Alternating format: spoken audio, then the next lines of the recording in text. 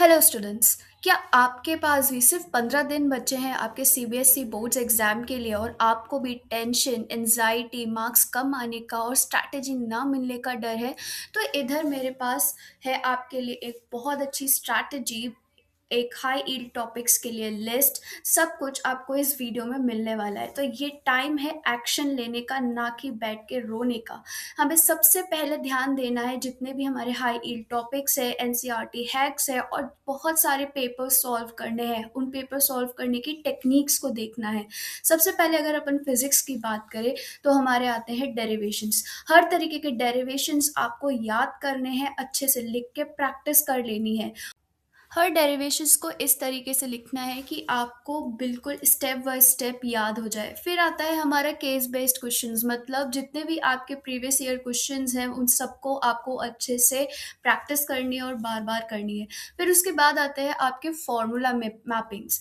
Formula mapping मतलब एक जगह आप जितने भी आपका फिजिक्स के क्वेश्चंस के जितने भी एंड रिजल्ट है, डेरिवेशंस के जितने भी एंड रिजल्ट है, जितने भी फार्मूलाज है, उन सबको एक शीट पे लिख लो, ताकि जब तुम उनको रिवाइज करने बैठो तो तुम्हें अच्छे से याद रहे और रिवाइज आसानी से और जल्दी हो जाए। ये कुछ फिजिक्स के इंपॉर्टेंट पॉइंट्स है, या मैं बोलूँ चैप्टर्स है, जो आपको लर्न होने ही चाहिए या आपको आने ही चाहिए। ये ऐसे कॉन्सेप्ट्स हैं, ऐसे थ्योरीज हैं जो कि सबसे ज़्यादा मार्क्स कैरी करते हैं आपके बोर्ड्स एग्जाम में। इसी के साथ साथ मैंने कुछ आपको फिजिक्स के बहुत ज़्यादा इंपॉर्टेंट डेरिवेशंस भी दे रखी हैं। इलेक्ट्रिक फील्ड की derivation, lens making formula, compound microscope के डायग्राम्स, इन सब में आपको अच्छे से अपनी मास्टरी कर लेनी है, ताकि बोर्ड्स में आपके मार्क्स कम ना रह जाए।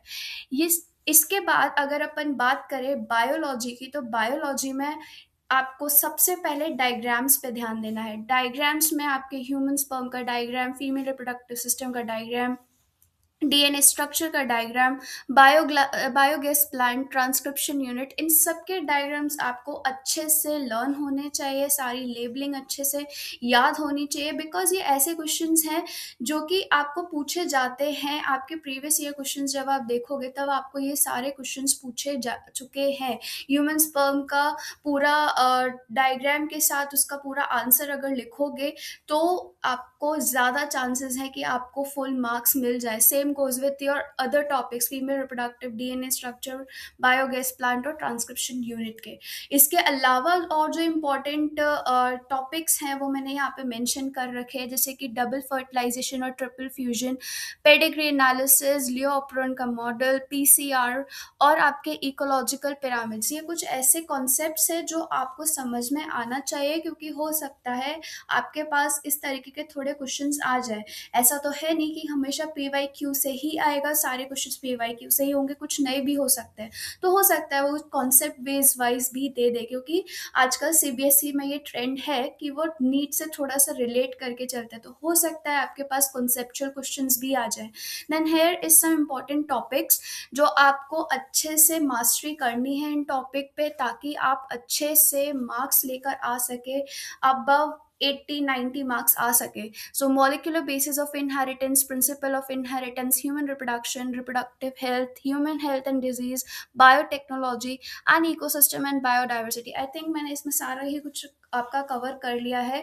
जिस अगर आप इन टॉपिक्स को करके जाओगे तो एटलीस्ट आपके 70 से ऊपर के मार्क्स तो कहीं नहीं गए। मैं 70 इसलिए बोल रही हूँ क्योंकि आपका लिखने का वे कैसा है, आपका प्रेजेंटेशन कैसा है, बायोलॉजी के क्वेश्चंस आप किस तरीके से लिखते हो, उस पर भी बहुत फर्क पड़ता है। उससे भी बहुत ज़्यादा फर्क पड़ता है, बिकॉज आप किस तरीके से प्रेजेंट कर रहे हो अपने आंसर्स को, और जो एग्जामिनर है वो जो चेक करेगा उसको वो चीज़ समझ में आ रही है, वो चीज़ भी काफ़ी ज़्यादा मैटर करती है। तो इसलिए मैंने बोला कि 70 मार्क्स आपके कहीं नहीं गए, इट्स अ सेफ साइड। अब अगर मैं बात करूँ केमिस्ट्री सब्जेक्ट की, तो केमिस्ट्री सब्जेक्ट में सबसे पहले अपन ऑर्गेनिक में जितने भी नेम रिएक्शंस हैं, यहाँ पे मैंने कुछ इंपॉर्टेंट नेम रिएक्शंस लिखे हुए हैं। बट इसके अलावा आपके बुक में जितनी भी नेम रिएक्शन है उन सारी नेम रिएक्शंस को एक शीट पे लिख के रख लो, ताकि जब तुम रिवाइज करो उनको तो तुम्हें अच्छे से और जल्दी से रिवाइज हो जाए। बार बार पढ़ो, बार बार याद करो, बार बार लिखो, अपने आप सारी रिएक्शंस याद हो जाएंगी। आपके केमिस्ट्री के ऑर्गेनिक में बीच में बहुत सारे क्वेश्चंस जैसे दे रखे हैं जिनको आप प्रैक्टिस कर सकते हो। देन बहुत सारे ऐसे डिस्टिंक्ट टेस्ट हैं जैसे Tollens test, Fehling's test, iodoform test, Lucas test, जिनको आपको करना आना चाहिए। मतलब आपको इनके सारे एक एक स्टेप्स पता होने चाहिए, किस तरीके से कौन सा प्रोडक्ट बन रहा है, क्या एंड रिजल्ट आ रहा है, उसका कलर क्या है, ये सारी चीज़ें आपको पता होनी चाहिए। बिल्कुल इसको भी लिख के ही याद करो और एक जगह इसको भी पेपर में लिख लो। देन आता है आपका इनऑर्गेनिक के क्वेश्चंस। तो ये कुछ ऐसे क्वेश्चंस हैं जहाँ पे आपको इस तरीके से पूछा जा सकता है। मैं प्रेफर करूँगी कि अगर तुम इनऑर्गेनिक के लिए आपके जो पी वाई क्यूज़ है उस पे पूरी तरीके से डिपेंडेंट हो जाओ एनसीईआरटी के साथ। ठीक है, एनसीईआरटी पढ़ो, साथ में बहुत सारे पीवाई क्यूज करो इनऑर्गेनिक के लिए, क्योंकि जितने ज्यादा तुम इनऑर्गेनिक के क्वेश्चंस पीवाई क्यू से करोगे उतना ज्यादा तुमको प्रॉफिट मिलेगा, उतने ज्यादा तुम अच्छे मार्क्स अचीव कर सकते हो। ठीक है। फिर आते हैं फिजिकल, आपके फिजिकल केमिस्ट्री की अगर अपन बात करें तो उसमें बहुत सारे न्यूमेरिकल्स होते हैं, तो थोड़े बहुत तुम न्यूमेरिकल्स वाले क्वेश्चन कर सकते हो, जैसे Nernst equation, Raoult's law, first order reaction. इन सब चीज़ों को अच्छे से पढ़ लो। जितनी भी रिएक्शंस हैं, जितने भी न्यूमेरिकल हैं, मोल कॉन्सेप्ट है, आपका मोलारिटी का कॉन्सेप्ट है, सारी चीज़ें, सारे न्यूमेरिकल, सॉलिड सोल्यूशन, ऐसे चैप्टर्स पे भी अपनी ग्रिप बना के रखो। बिकॉज यू नेवर नो कि तुम्हारे पास ज़्यादा वेटेज में कौन सा वाले चैप्टर से क्वेश्चन आ जाए।